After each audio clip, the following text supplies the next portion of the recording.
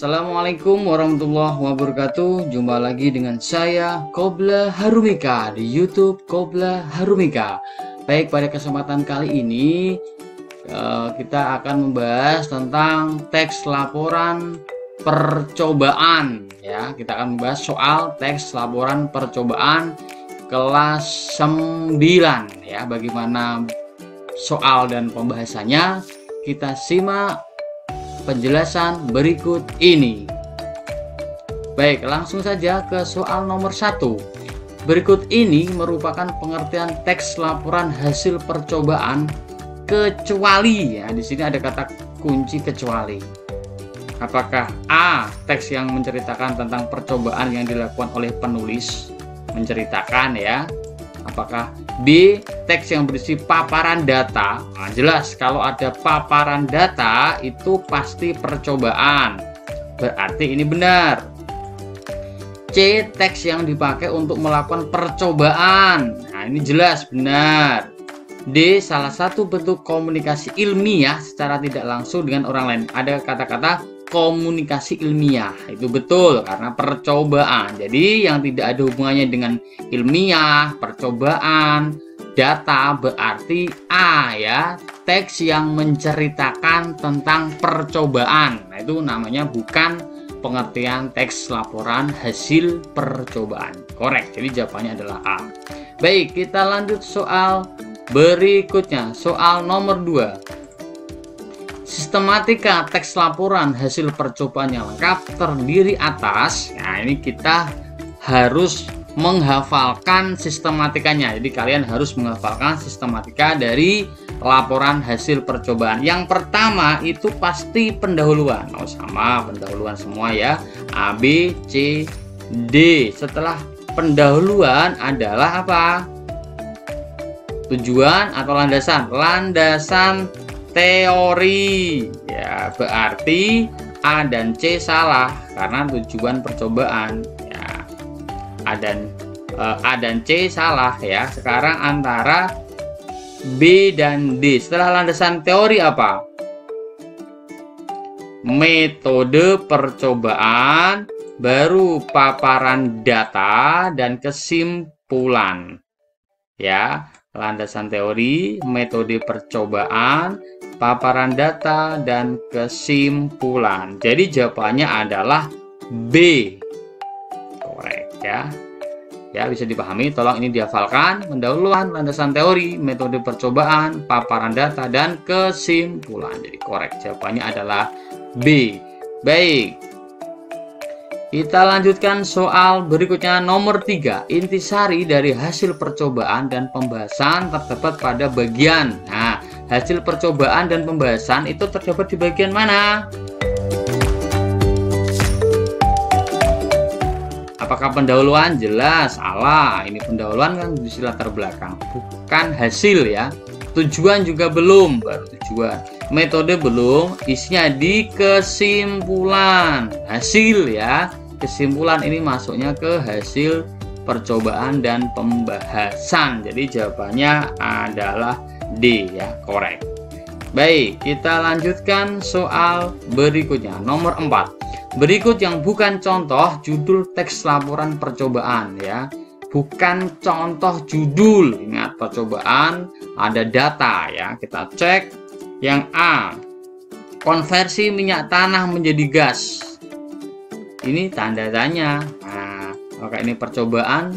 Mengisi baterai dari kentang. Ini percobaan untuk siswa ya.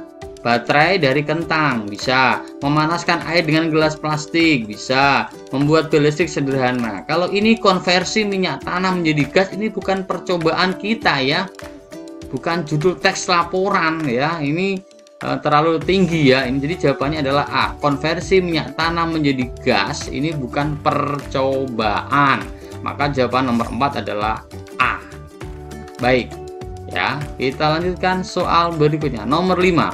Kalimat berikut yang merupakan bagian tujuan teks laporan percobaan adalah bagian tujuan ya. Apakah A, letakkan semua bahan pada wadah yang telah disediakan? Apakah B. Tunggulah beberapa detik untuk melihat hasilnya? Apakah C. Mencoba memanaskan air dengan menggunakan gelas plastik? Ataukah D. Ternyata udara yang panas akan bergerak naik? Tujuan ya, tujuan teks laporan apa? Mencoba memanaskan air dengan menggunakan gelas plastik.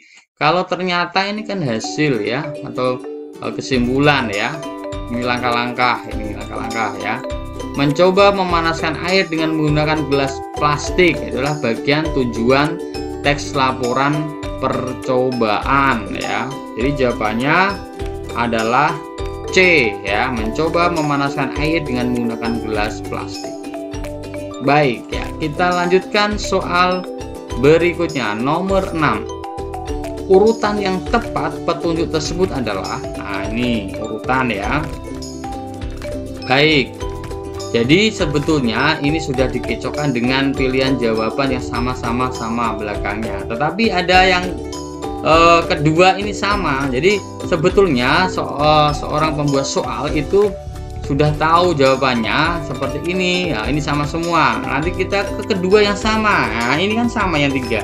Kemungkinan besar itu pasti antara C dan D. Nah, ini kita menganalisis trik ya, trik, tetapi jangan dijadikan patokan yang utama. Kemungkinan besar pasti antara C atau D. Kita cek saja ya petunjuk yang benar. Apakah nomor 3 campur daging sapi? Salah ya. Tiba-tiba campur, harusnya apa? Satu dulu ya. Giling daging hingga halus sambil masukkan es batu sedikit demi sedikit. Setelah halus angkat. Ya kan? Pasti kan satu dulu, betul. Nah, setelah itu nomor apa? 3 kan sama. Campur daging sapi, sagu, baking soda, telur dan bumbu yang sudah dihaluskan. Jadi 1 mudah, 3 sudah. Nah, sekarang nomor berapa? Sudah dicampur baru apa? Apakah 2 masak air atau buat bulatan adonan bakso dengan menggunakan sendok? Kita buat bulatan adonan bakso dengan menggunakan sendok.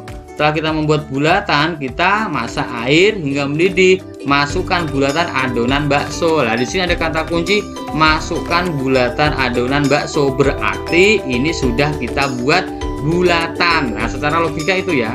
Masukkan bulatan adonan, berarti kan sudah dibuat bulatannya. Berarti 5 dulu ya. Jadi korek jawabannya adalah D. Jadi kronologisnya seperti itu. Jadi ada kata kunci untuk menjawab seperti ini ya. Hal yang pertama biasanya hal umum, jangan konjungsi diletakkan yang pertama. Seperti 3 campur, berarti kan sebelumnya ada apa yang harus dipersiapkan gitu. Kemudian ada kata masukkan bulatan, berarti sebelumnya sudah ada bulatan, berarti nomor 5. Kita berlogika, konjungsi juga dicek, kata ganti juga dicek, kemudian sebelum kata ini dijelaskan terlebih dahulu di bagian mana ya, itu triknya. Baik, jawabannya adalah D, korek. Kita lanjutkan soal nomor 7 ya. Kalimat yang tepat untuk melengkapi petunjuk tersebut adalah, nah, di sini ada titik-titik yang harus dilengkapi ya. Ini petunjuk menyemir sepatu ya. Kita harus berlogika juga ya. 1. Bersihkan sepatu dengan sikat pembersih. Nah, kalau sudah dibersihkan, lalu lap sepatu dengan kain yang bersih. Setelah dilap, diapakan? Dipoles ya kan, mau menyemir ya. Poles dengan semir yang sesuai dengan warna sepatu. Masuk kemudian jemur. Nah, langkah menyemirnya mana? Di sini 4 dan 5 kan belum ada langkah menyemir, padahal petunjuknya adalah nyemir sepatu. Berarti kan A jelas. Setelah bersih, nah tadi kan sudah dibersihkan. Ini ada kata kunci. Setelah bersih berarti sebelumnya dibersihkan. Nah, ini ada kata, itu adalah petunjuk. Poles dengan semir yang sesuai warna sepatu. Itu secara logika. Nggak mungkin cucilah kedua sepatu, jelas salah, karena ini nyemir bukan mencuci. Sepatu yang telah disemir, nah ini kalau C salah ya. Sepatu yang telah disemir berarti sebelum C ada penyemiran sepatu, berarti kan C salah. Secara logika itu tahapannya. Kemudian jemur sepatu. Nah, langkah yang semirnya mana ya? Ini salah. Jadi korek jawabannya adalah A. Bisa ya? Baik, kita lanjutkan soal nomor 8. Kalimat-kalimat tersebut ya di atas ini disusun menjadi petunjuk membuat kecambah kedelai. Nah, membuat kecambah kedelai dengan urutan. Nah, ini jelas ini 8 ya. Nah, ini tadi sudah saya berikan trik ya antara B dan D. Kok bisa? Karena di sini ada angka yang sama. Oh ya. Apakah bisa A dan C? Bisa. Berarti antara A dan C. Nah, kita cek dulu. 3 dulu atau 5? Kedelai yang dipilih, nah berarti kan sebelumnya ada kata dipilih, kan nggak mungkin 3. Kedelai yang dipilih berarti sebelumnya pasti ada kata pilihlah, berarti betul jawabannya 5 dulu. Nah gitu, berarti A salah, C salah ya, itu secara logika. Setelah 5 apa? Setelah 5 adalah 3, jelas ya, kedelai yang dipilih. Nah tadi yang jadi 5 kemudian 3. 5 dan 3 mana? B. Nah, korek, jadi jawabannya B. Jadi triknya seperti itu. Kalau sudah menemukan 2 angka yang tidak dapat dipisahkan dan tidak ada pilihan yang sama, itu jawabannya. Korek ya. Bisa dipahami ya. Oke, kita lanjutkan soal berikutnya, nomor 9. Isian yang tepat untuk melengkapi petunjuk tersebut adalah, ada 2 isian ya. Kita baca dahulu ya untuk kronologisnya ya. Tips merawat wajah agar putih secara alami. Kupas dan cuci 1 buah bengkoang. Nah, dikupas, dicuci, parut dan letakkan pada mangkuk bersih. Setelah diparut diletakkan di mangkuk bersih. Cucilah wajah kita ya. Ambillah bengkoang lembut tadi yang sudah diparut ya, dan ratakan di wajah dan leher. Nah, kita bisa mendeskripsikan ya. Setelah diletakkan di wajah dan di leher, diamkan dulu masker ini di mana? Di wajah ya. Berarti kan tadi kan sudah diratakan di wajah. Berarti 15 menit di wajah hingga, nah, hingga apa? Hingga, nah di sini seluruh wajah merata, mengering. Tadi ini kalau yang A dan B salah ya, jelas salah karena sudah dibahas di langkah keempat. Ratakan wajah. Ngapain harus ada kata-kata lagi seluruh wajah merata? Maka A dan B salah, jelas itu ya. Hingga mengering alami, ya jelas itu ya. Kemudian keringkan dan setelah kering bilaslah dengan air bersih. Ya, bukan tepuk-tepuk dengan handuk bersih, tapi bilaslah dengan air bersih, ya kan? Jadi korek, jawabannya nomor 9 adalah bilas atau tepuk-tepuk dengan handuk bersih. Keringkan, nah jadi setelah itu mengering alami, keringkan dan tepuk-tepuk dengan handuk bersih. Ya, tepuk-tepuk dengan handuk bersih ya. Jadi jawabannya adalah D ya. Mengering alami, kemudian tepuk-tepuk dengan handuk bersih. Korek ya. Jadi jawabannya adalah D. Baik, kita lanjutkan nomor 10. Urutan kalimat yang tepat prosedur tersebut adalah, nah ini prosedur. Nah ini yang pertama pasti 3 ya, pasti 3. Masukkan puding susu ke dalam wadah. Ini membuat apa? Puding ya. Nah itu apa? Nah ini akan ada angka yang sama. Ini rata-rata ini. Apakah 4? Masak sambil diaduk hingga mendidih. Setelah dimasukkan puding susu ke dalam wadah diapakan? Tambah air sebanyak 500 ml ya ke dalamnya. Nah tadi setelah 3 berarti 2. Nah itu berarti antara B dan C. Setelah itu apa? Masak sambil diaduk hingga mendidih atau 1 tuang ke dalam cetakan? Enggak, sebelum dituang adalah masak sambil diaduk hingga bersih. Matikan kompor, setelah diaduk dimatikan kompornya, tuang ke dalam cetakan, kemudian puding susu siap dinikmati. Ini sebetulnya jelas. Kalau siap dinikmati ya, ini pasti diletakkan di paling akhir. Jadi jawabannya adalah B ya. Ini dinikmati paling belakang, itu pasti kata kunci, tidak kemana-mana, langsung kelihatan ya. Korek, B jawabannya. Baik, kita lanjutkan soal nomor 11. Di sini ada pertanyaan, kalimat yang tepat untuk melengkapi petunjuk tersebut adalah, nah, nomor 4 ini yang ditanyakan ya. Kita baca ya. Larutkan gula dalam garam. Maaf, ini petunjuk membuat roti ya. Nah, larutkan gula dan garam dalam air. Masukkan susu bubuk dan tepung yang sudah disediakan. Kemudian campurkan semuanya beserta ragi pengembang dalam air. Setelah itu apa? Oleskan margarin. Enggak kan? Tapi tambahkan sedikit air dan aduk sampai merata. Nah, ini jawabannya ya. Jadi kelihatan ini. Jadi setelah kita deskripsikan saja ya. Setelah larutkan gula dalam garam dan garam dalam air, masukkan susu bubuk dan tepung yang sudah disediakan. Jadi campurkan semuanya beserta ragi pengembang dalam air. Tambahkan sedikit air dan aduk sampai merata. Atau cairkan sedikit margarin. Atau satukan adonan pertama sampai ketiga. Nah, di sini kalau margarin, cairkan sedikit margarin salah karena di sini ada poin kelima atau nomor 5 adalah masukkan margarin, maka di sini nggak nyambung ya. Kalau oleskan margarin pada tempat secara keseluruhan, mana yang dioleskan? Nggak ada ya, jelas salah. Satukan adonan pertama sampai ketiga, bukan adonan ya, karena di situ ada larutan gula dan garam ya. Jadi jawaban yang benar adalah tambahkan sedikit air dan aduk sampai merata. Bisa dibayangkan ya, setelah itu apa? Setelah merata, masukkan margarin dan kocoklah sampai adonan mengembang ya. Jadi korek jawabannya adalah B. Jadi dalam pembuatan petunjuk membuat roti mania ini kalian harus mendeskripsikan. Setelah ini langkahnya apa, setelah ini langkahnya apa. Kalau kalian belum pernah membuat, kamu bayangkan saja ini masuk akal tidak? Nah, kalau masuk akal itu jawabannya. Kalau tidak masuk akal karena langkah sebelumnya sudah dijalankan atau langkah berikutnya sudah ada, maka jangan diulang lagi. Gitu ya triknya ya. Baik, korek. Kita lanjutkan soal nomor 12.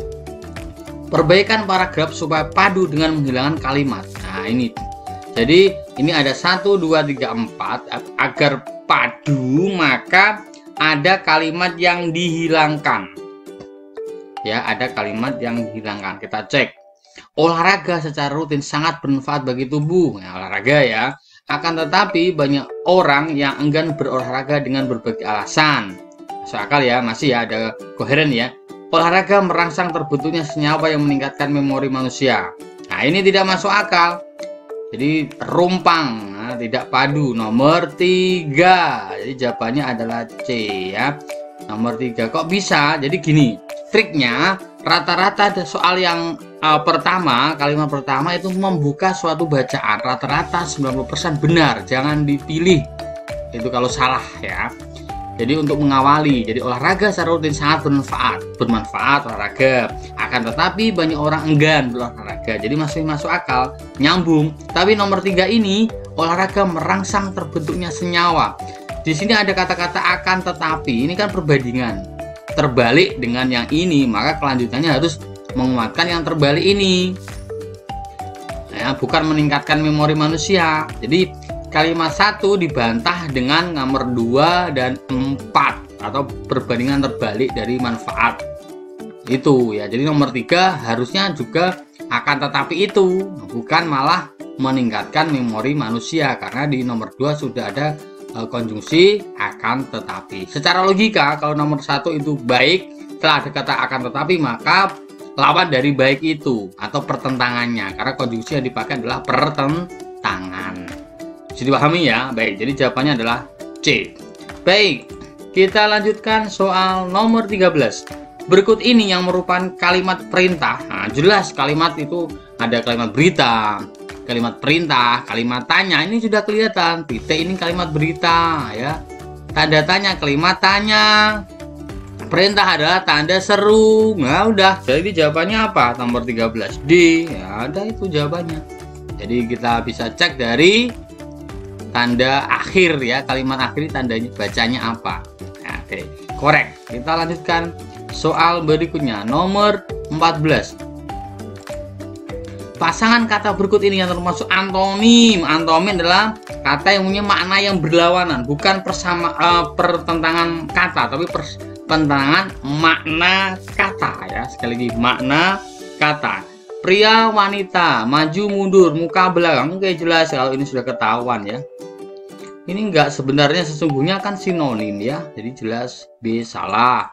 Pandai, bodoh itu antonim. Benar, betul. Ini sinonim ya kan. Berarti tidak semuanya. Suka, senang kan sinonim. Salah. Memilih, memisah.